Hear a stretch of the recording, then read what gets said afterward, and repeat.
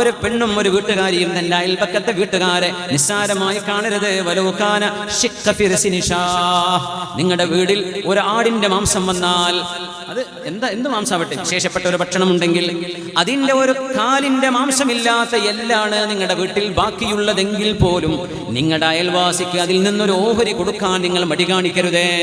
അയൽപക്കത്ത് കൊടുത്തിട്ടുണ്ടോ? നിങ്ങൾ കറി വെച്ചു കഴിഞ്ഞാൽ ഒരൽപ്പം കറി, ഒരു ചെറിയ കറി, അത് ഉമ്മാക്കുള്ളതാണ് അല്ലെ ഉപ്പാക്കുള്ളതാണ്, അത് കുട്ടികൾക്ക് മാത്രമേ ഉള്ളൂ കേട്ടോ, കൊടുക്കണേ അത്രേ ഉള്ളൂ എന്ന് പറഞ്ഞാലും കുഴപ്പമില്ല. വീട്ടുകാർക്ക് മുഴുവൻ വിളമ്പി കൊടുക്കാൻ പറ്റിക്കൊള്ളുന്നില്ല.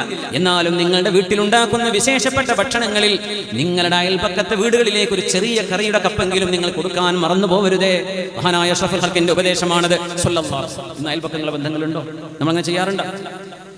അവർക്ക് ദാരിദ്ര്യമുള്ള പേരിലല്ലാതെ നിങ്ങളുടെ അയൽപക്ക ബന്ധങ്ങളിൽ വിള്ളലില്ലാതിരിക്കാൻ, അല്ലെങ്കിൽ അസൂയ വരും, പ്രശ്നങ്ങളുണ്ടാവും, സിഹർ ചെയ്യും, കണ്ണേറ് കൊള്ളും, പല വിഷയങ്ങളുണ്ടാവും. അതൊക്കെ തടയണമെങ്കിൽ ഹദിയ നല്ലതാണ്.